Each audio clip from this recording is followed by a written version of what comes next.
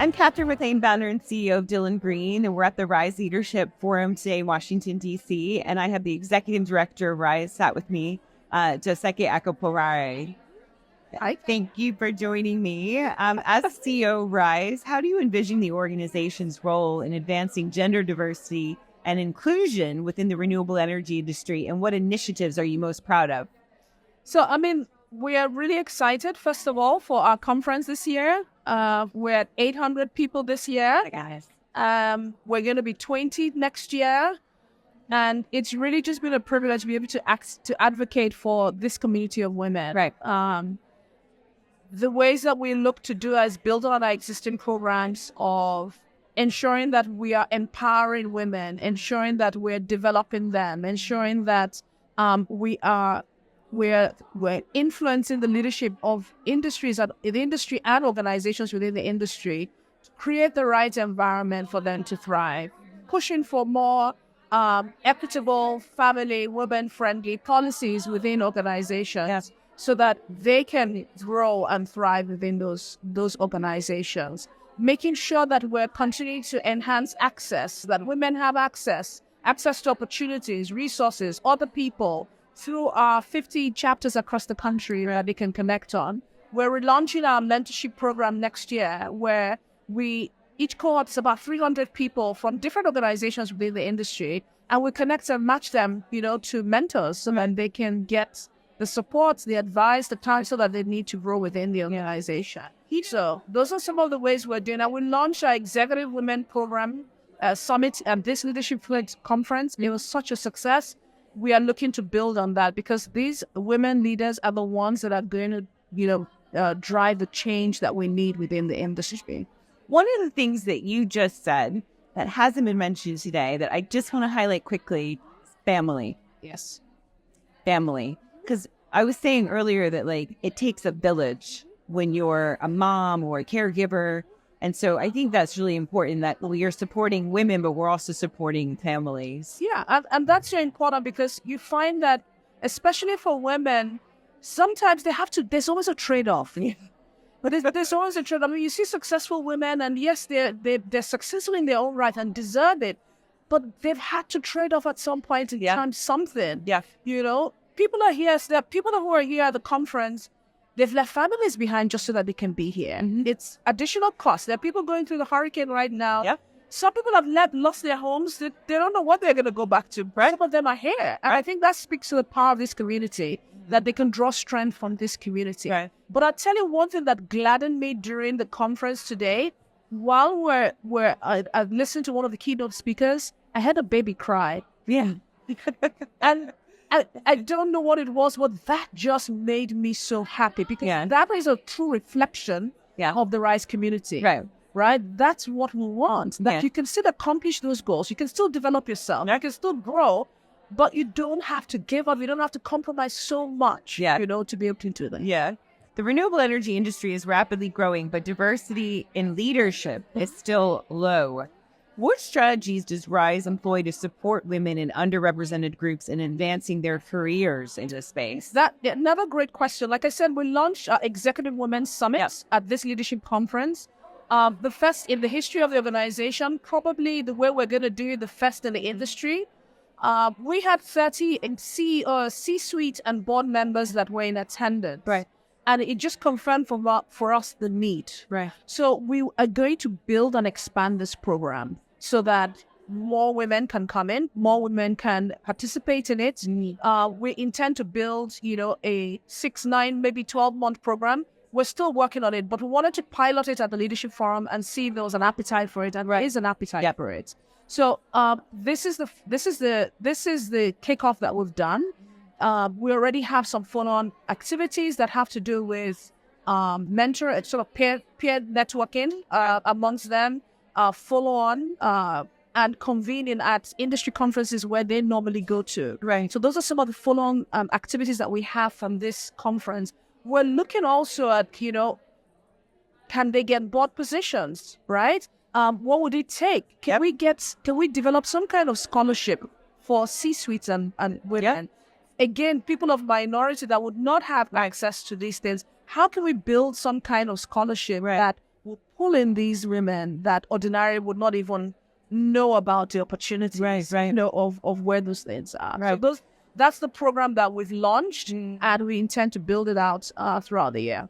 One thing I just want to mention about that board position, somebody said something really interesting to me today. Carrie Dugan, I was interviewing, and she mentioned that, and I can't believe I didn't know this, but when you put your open to work on the recruiter portion, on the green banner, that there is a job title of board, like if you were looking for board work. Wow. And so, I think it's important women that are listening to this to know that and to take that if they're interested, because people don't know unless you tell them that you're looking for that work was your point. And so I think I just want to highlight that again. I think you're so right, because a lot of women are afraid to be ambitious. Yeah, they're afraid to come across as quote unquote aggressive. They're afraid to come across as wanting more. Yeah. And I think those are some of the myths that we're dispelling in gatherings like this. Right. You have to just speak out what it is you want. Right. If you don't speak it out, people are not going to know. Right. And women that are at certain level, they do hear about opportunities. Those that are on boards, they do hear about other opportunities. And if they can't meet those needs, if they've heard you say you're looking for, then they'll be like, hey, I know someone that can fill those roles. Yeah, because even as a recruiter, like if someone said, I'm here, Catherine, here is a board position, the women that would pop to mind that would be good for that are women that have said, I'm interested in board position. So you just have to keep on speaking out and letting everyone know what you're interested in, what your next steps are, what you want to do. And, someone will remember. Yeah.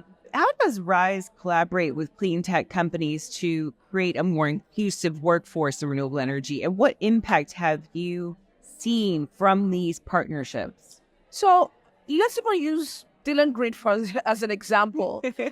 One thing that we've done is, again, Dylan Green was kind enough to partner with us on this.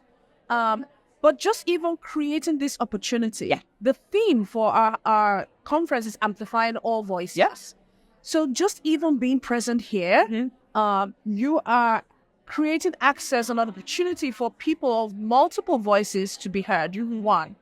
But the second thing is the list of people we've curated for this. It has been deliberate to ensure that there are multiple voices, multiple perspectives. So I think working with each of those partners, being very deliberate in the types of relationships that you want, ensuring that wherever we're convening, we are creating access for our community to reach out to these companies and to be able to just ensure that they're pushing for their mission, they're pushing for their mandate. These are the ways that we partner with. Our partnerships are deliberate. They're in furtherance of our mission. They're in furtherance of our community and the needs of our community. And one of the needs of our community is to be heard. Right. So what we're doing here through this series of podcasts is similar to our Speaker Bureau database, which is, there's so many amazing women out there. Yes. And they're not known, right? People don't know them. You need to go there, search for them. Yeah. They can speak on any topic that you want in the clean energy space. They can be panelists, they can be keynote speakers, they can be moderators. They're all there. So for us, partnering with Cleantech companies, it's really about saying, okay, what does that Cleantech company do? And how does that meet the need? I give another example. There was a speaker in our executive session yesterday, Shimi Rao, that is driving an AI company, and she's developed a platform that uses AI to connect senior women. So if I was going to partner with that Cleantech company, it will be specifically because we're developing executive women programming. It's not easy for them to meet with each other, connect with each other, but we'll leverage on that because, again, it will be in response to the needs of our community. Do you know what I also think is cool about doing this and the opportunity that we've had to work together, this leadership forum, is the access? Yes. Because there are 800 women. Yes. A lot of women. I know. But it was sold out. Yes. And I know that it's important to you, and I agree with this, that there is an intimacy for this, and it doesn't get too big. Yes. But there are also hundreds and thousands of other women in our industry that I would hope would listen to these incredible women that we've had on today and feel like they were maybe a part of this as well. For sure. I mean, that's an amazing point. And If we open it up, we'll probably have 2,000 people. Yeah. But I think what you said is critical, that people still feel that they are part of this. Yeah. People still can access it. People can get a vibe and get the spirit. We can't totally capture it, but be having the opportunity to share the voices of people that you've interviewed while we're here. I think that's important and critical. So the last question I have is, what are some of the key challenges women in Cleantech face today, and how is RISE working to address these through mentorship, advocacy, and professional development programs? So I think some of the biggest challenges are just knowing about the opportunities that exist. One, and the way we do that is through we're launching an advocate program where we give people a toolkit and we say, you go into the community, your network, and tell them how you got to the clean energy industry. Tell them about the opportunities, the job opportunities, the different roles that exist. We have our career fairs and our job boards where we're pushing more all the roles that exist beyond technical roles, beyond engineering roles. There are HR roles, there are supply chain roles, there are operations roles, there are legal roles, there are finance roles. There are all these things that people need to be aware. And so we do that through our job boards, we do that through our career fairs, and through the advocate program that we want to launch, right? I think the other thing is, in terms of access to opportunities, one thing that we've seen is a lot of our corporate partners, they actually want to engage more with our channel, with people. They want to reach people. Okay. So we have corporate partners that are spread across the US, and they're like, how do we build a community when we're in like 40 states? And in some of those states, they have one woman, right, in the operation. Not because they don't want more women, but that's just what they have. Yeah. So one way we're plugging into the business strategy of organizations. Right.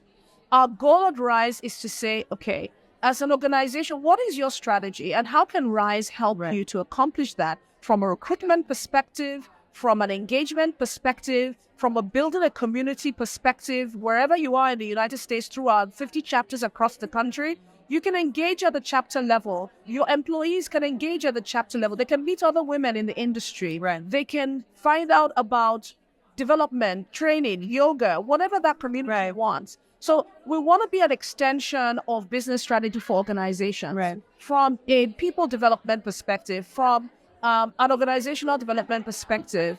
And the last thing is, in terms of influencing leadership, how do we influence these leaders so they create the right environments, right? And we're looking, as we go forward as an organization, to begin to advise in terms of policy, HR policies, DEI policies, to give them some perspective of what our community is saying that they need so that they can build the right systems and structures and processes for their employees. And I think it's just really, such an important point that there's lots of good feeling. Like, you get a lot of good feeling here, but it also just makes business sense. Yes.